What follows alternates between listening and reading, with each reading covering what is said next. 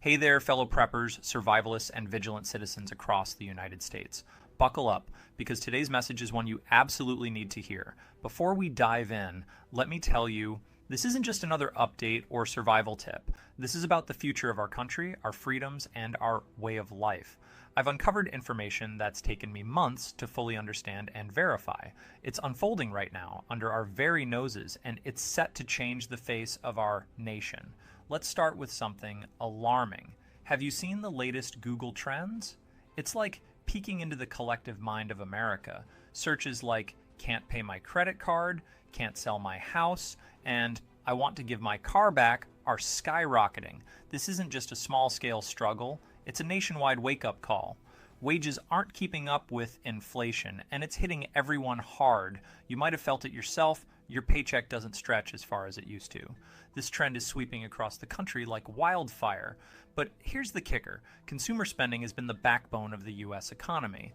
As debts pile up and people can't keep up with their bills, what happens next? It's like a house of cards. If we stop spending, what's going to hold up the economy? Take a deeper look at these Google Trends, and you'll see we're not just talking about a few extra dollars on the credit card bill.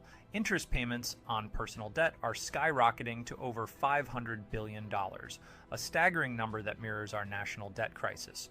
It's a wake-up call that the economic landscape is shifting beneath our feet. These trends aren't just numbers on a screen, they're about our lives, our struggles, and our future. So have you felt this change in your own life? Are you seeing more of your income just going towards keeping up with the basics? It's a conversation we need to have. In these tough economic times, you'd expect big companies to be struggling, right? But here's where it gets interesting. Despite a decline in sales, Home Depot is actually doing better than expected. How's that even possible? Well, Home Depot has been smart about adapting to our changing needs.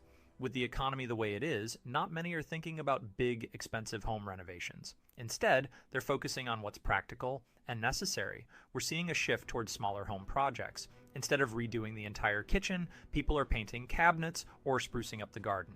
And guess where they're heading for supplies? That's right, Home Depot. But here's the really clever part. Home Depot didn't just sit back. They actively adapted their strategy to meet this new demand.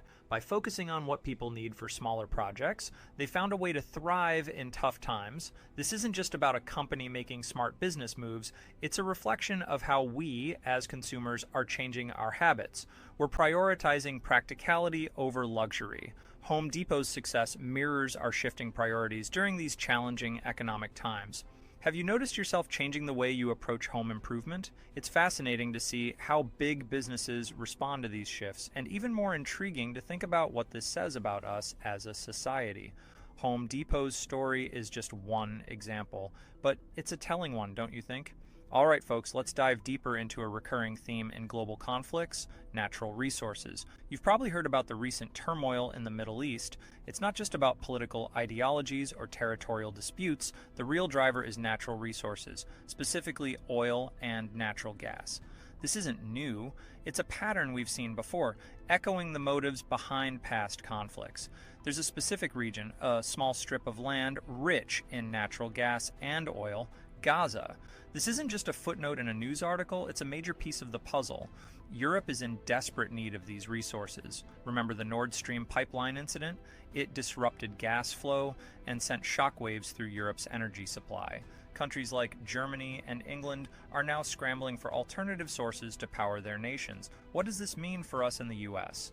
It's a reminder that global events have direct impacts on our economy and security. The discovery of these resources in Gaza could reshape the energy landscape and geopolitical dynamics of the region. This isn't just about Europe's energy needs, it's about the power struggle between East and West. The West wants to maintain global influence, while the East is developing its own economic systems and alliances. The balance of power is shifting. We're not just talking about gas prices, we're talking about military actions, foreign policies, and regional stability. It's a high-stakes game with real countries, real people, and real consequences. As we watch these events unfold, let's remember the underlying motives. Often it's about who controls the resources that power our world. Navigating the current economic landscape is like piecing together an ever-shifting puzzle. Let's talk about some of the key pieces: job cuts, labor strikes, and the relentless march toward automation. You've highlighted some really important and concerning issues. The job cuts from companies like Stellantis and Continental AG are indeed significant and reflect broader economic challenges and shifts towards automation. The push for automation is driven by the need for efficiency and cost reduction, but it's also leading to job insecurity for many workers. The labor strikes and demands for fair wages are a natural response from workers who are feeling the pinch of rising living costs.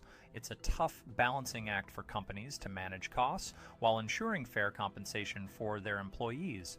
As for the cyber attacks, the timing of the CEO's stock sale at Mr. Cooper Group does raise some eyebrows and questions about potential insider knowledge.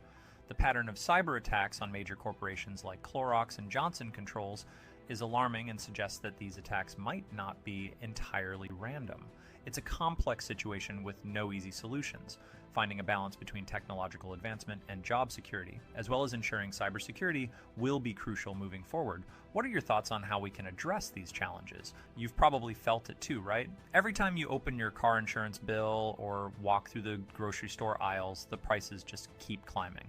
This isn't your imagination. The cost of living in the US is on a steep upward trajectory, hitting us where it hurts the most, our wallets. Let's talk car insurance first. In some states, like Florida, premiums have jumped a staggering 80% in just the past 18 months. That's almost double what you were paying a year and a half ago. A communication strategist in Pittsburgh saw her 6-month policy leap to $72, even after switching insurers and bundling her home and auto insurance. And she's not alone. This is happening nationwide. But it's not just car insurance. Have you noticed the supermarket prices lately? Essentials like bacon and everyday snacks like Doritos have seen noticeable price hikes. It's not just a few cents, it's significant, and it's happening across the board. This isn't just about tightening our belts a little, it's about a fundamental shift in our daily lives. How much longer can we juggle these rising costs without a significant increase in our incomes? Families are adjusting their budgets to cope, cutting back on essentials, or finding alternative ways to save. The data is clear and the trends are worrying. Car repair costs are up by almost 20% over the past year. It's not just about paying more at the pump, it's about higher costs every time your vehicle needs maintenance. And let's not forget the impact on our food choices. With every price hike, we're forced to reconsider what we put on our dinner tables. These aren't just numbers on a page, they're real-life challenges that millions of Americans face daily. The question is, how will we adapt to this new economic reality? What strategies can we employ to weather this storm of rising costs? These answers are crucial as we navigate these turbulent economic waters. When we talk about the state of our economy, there's a detail that's not just worrying, it's downright alarming. Our savings. The safety net for so many Americans is dwindling at a pace that's hard to grasp. Think about it. If the current trend continues, we could be looking at a scenario where in just 60 days after Christmas, the average American savings could effectively hit zero. Zero. That's a situation we've never faced before. Let's break this down. Why is this happening? It's a combination of factors. Inflation has been rising steadily and our incomes just haven't kept up. The cost of living is soaring. Everything from groceries to gas is more expensive. Remember those stimulus checks during the pandemic? They were a lifeline for many, but they also contributed to this situation. The money that went to corporations and banks played a role in driving up inflation, and now we're all feeling the pinch. But here's the kicker, it's not just about not being able to save, it's about dipping into savings just to keep up with everyday expenses. People are not just failing to add to their savings, they're actively using them up to pay bills, buy groceries, and fill up their gas tanks. The Federal Reserve's economic data paints a stark picture. We're seeing a consistent monthly drop in savings. You've probably noticed the headlines, labor strikes are sweeping across the country. This isn't just a few isolated incidents, it's a significant movement gaining momentum. Workers from various sectors are walking out, demanding fair wages and better working conditions. Why now? It's a direct response to the economic pressures we're all feeling. Inflation has been skyrocketing, yet for many, wages have remained stagnant. The cost of living is soaring. Everything from groceries to utilities is more expensive, but paychecks aren't keeping up. It's no wonder workers are saying enough is enough. Consider the United Auto Workers, UAW, for instance. They're pushing for a 30% raise in pay. Sounds steep, right? But when you break it down, it's not as outrageous as it seems. Since 2020, the cost of living has jumped significantly, over 30% in many areas. This includes essentials like cars and groceries. In reality, a 30% wage increase is just about keeping pace with these rising costs. These strikes aren't just about higher wages, they're about dignity and survival. Workers are standing up against a system that seems increasingly skewed towards the top 1%. It's a David versus Goliath scenario where the average Joe and Jane are taking on corporate giants. But here's an interesting twist. Remember all that stimulus money printed in 2020? It was supposed to help, right?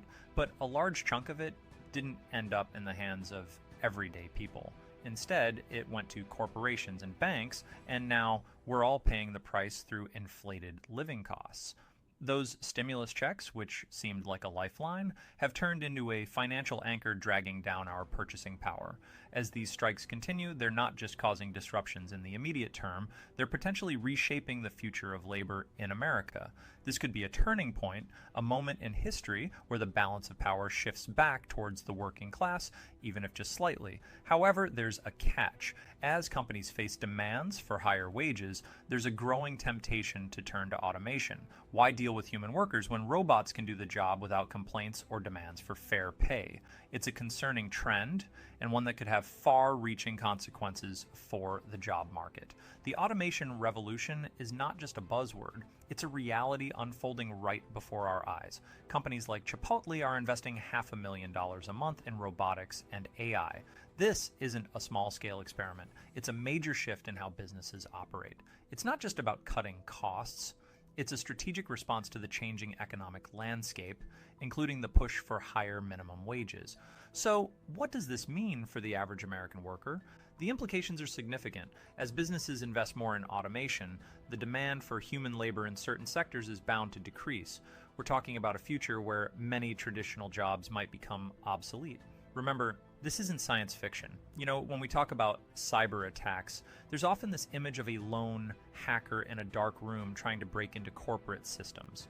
But what if I told you that the reality might be more complex and frankly more disturbing? Let's dive into this a bit deeper.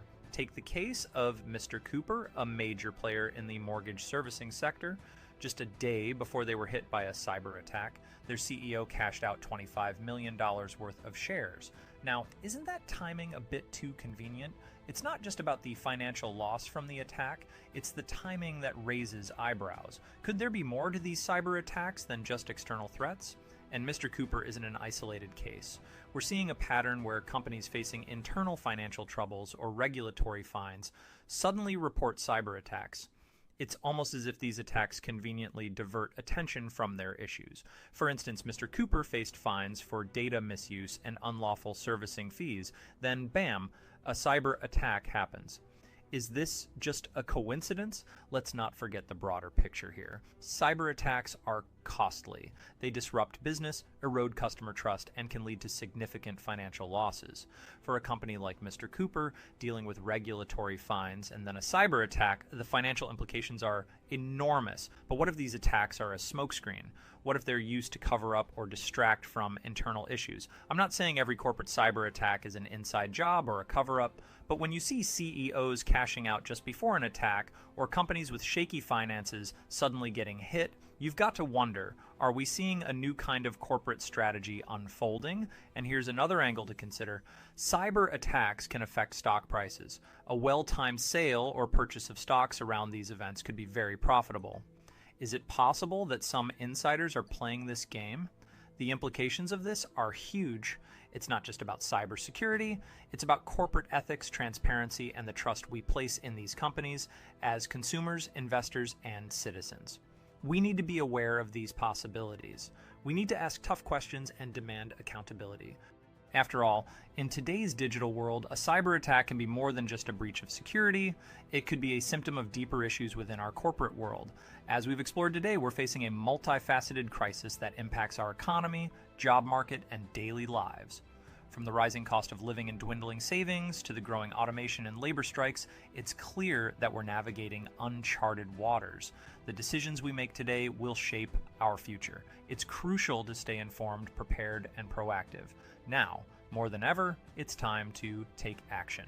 Share this video with your friends and family to spread awareness. Leave a comment below with your thoughts and experiences. We want to hear from you, and don't forget to hit the subscribe button and the notification bell to stay updated on the latest developments. Together, we can navigate these challenging times, stay vigilant, stay prepared, and stay connected.